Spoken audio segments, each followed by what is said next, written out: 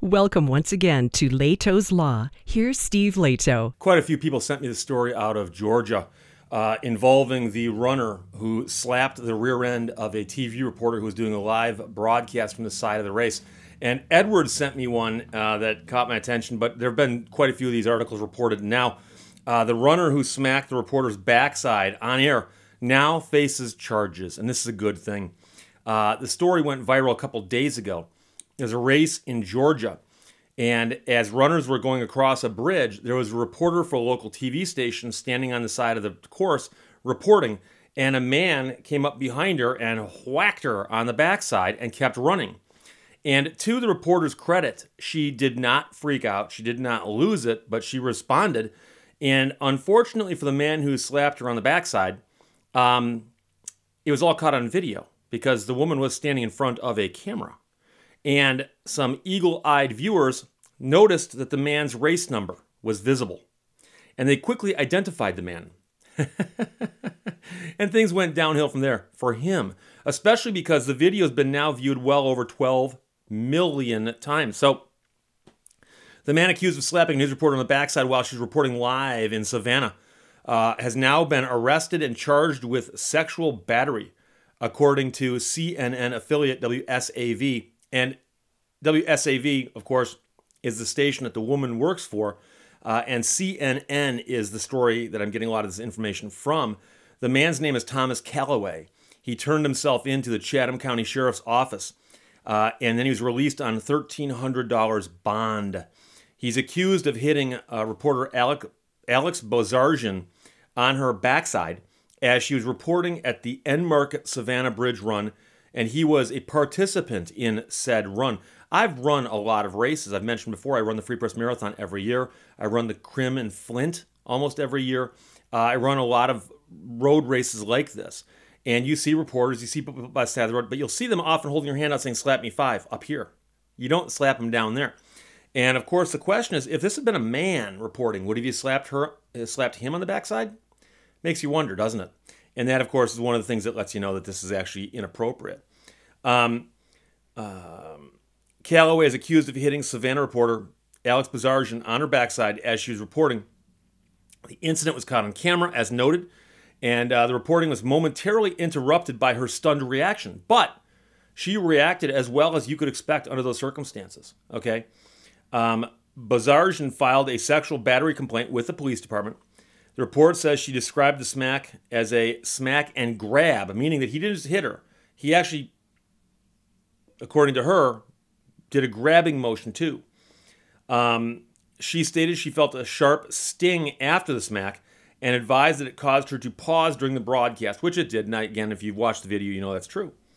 Her attorney has provided a brief statement to the TV station saying Alex is looking forward to justice in this case. Now, on Twitter, immediately afterwards, before she identified or anybody identified the guy who did it to her, she wrote, "To the man who smacked my butt on live TV this morning, you violated, objectified, and embarrassed me. No woman should ever have to put up with this at work or anywhere. Do better."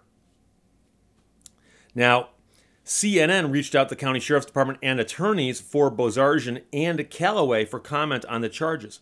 During an interview with WSAV on Tuesday, Calloway apologized, saying, "Alex, I am sorry. I did not mean to do this.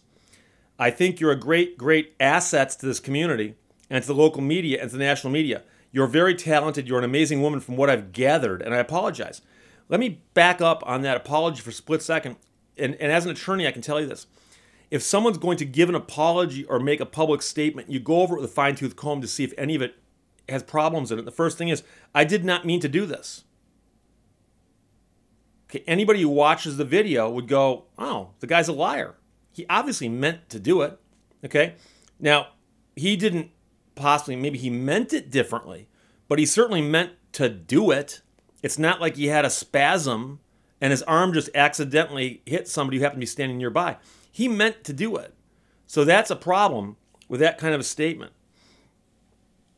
He's been banned now from registering for any Savannah Sports Council-owned races, according to the council director, Rob Wells, and that's good. Okay? You have to understand, and as runners, we understand this. And again, there's my medal from the marathon a year ago. Most recent one's over there. It's out of reach. When we run races, okay, we ask a community to let us shut down the streets for the better part of a morning on a weekend usually. And it causes inconvenience for many people in the area because they can't get where they want to go. They might be blocked into their driveways. And almost universally, in all the races I've been involved in, the runners are grateful to the people of the community who've let us do this. And the people of the community seem to embrace it and go, hey, this is fun. This is fun. For one day, we shut down the streets. People run. They have a good time. They get dressed up, whatever. It can be a short fun run. It can be a marathon, whatever it is. And so the point is that the Savannah Sports Council has got to ask communities, can we come in for one day? Actually, it's almost a day if you count the whole cycle, because you got to come in the night before and start setting up. And by the morning, they got all the streets blocked, all the barricades, all the aid stations, and then they got to clean it all up. So there's about almost a 24-hour cycle where the entire area is disrupted by the race. And so as runners and the Savannah Sports Council know that the communities have got to be on board and embracing what we do. Otherwise, it's not going to happen. You know, if you look at the logistics of a big marathon like the Free Press Marathon, the Los Angeles Marathon, they cause so much of a disruption for that period of time over such a big area, and the police department's got to come out and all this stuff. And so you have to have it where everyone is on the same page. And so when the TV station sends a reporter down to do a live report from, hey, look at all these runners having a great time, and some guy comes by and slaps a reporter on the butt, and according to her, grabs a handful in the process, you got to look at that and go, okay, this guy doesn't get it. This is the exact opposite of what we're trying to do down here. You know? So people turn on the TV that morning to see what's going on. Oh, hey, there's a race going. Hey, there's some guy grabbing a reporter on live television. So the station said in a statement that it is supporting Bozarjan and prioritizes the safety of its employees. And that's good. So in case you're curious, the New York Post did a follow-up on this, and a lot of newspapers did. But they talked to people who explained how they identified the runner, because his face is only seen on camera very, very briefly. But every runner is wearing a race number, and your race number is unique to you. So combing through photographs and all that stuff's online, they figured out who the guy was, and they got his number, and they figured out who he was that way. And then apparently he's also admitted it's him. Again, that's why you talk to a lawyer before you talk, but not to anybody else. But the man does have a lawyer, and his lawyer said regarding the man, he is a loving husband and father who is very active in his community. And yes, there's a woman out there right now married to this man who's got to presumably go about her life, and everyone's going to go, hey, isn't your husband the one who grabbed that young reporter's butt on TV? Isn't that your husband? You must be so proud. But yeah, so the man has been arrested and charged with sexual battery and released on $1,300 bond. I don't know what the possibilities are as far as sentences go in Georgia on a sexual battery charge. And as you may guess, as often is the case, this might get bargained down to something else and might get pled away. But it's a high-profile case, so there's that going for it. So we don't know how it's going to resolve, and obviously as it goes through the system, I'll update you. But I'm glad that the man was identified, and I'm glad that something is going to be done. Now, again, I'm not saying I want the guy thrown in jail for life or something. I mean, he's not a murderer. But when I saw it, I was horrified. And I was horrified because I'm a runner. And like I said, runners understand that we need the communities to support what we do. And we need to support the community.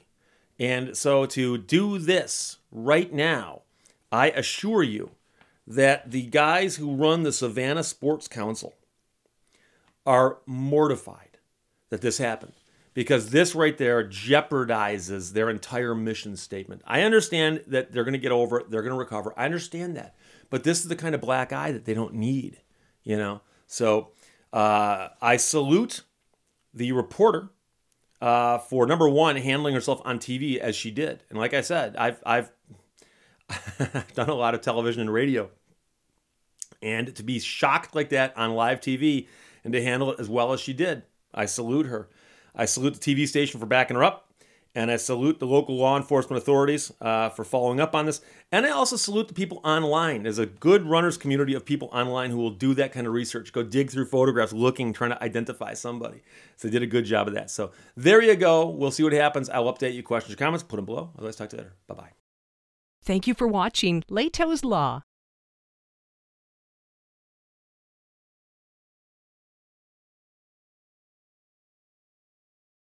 Hasta la vista, baby.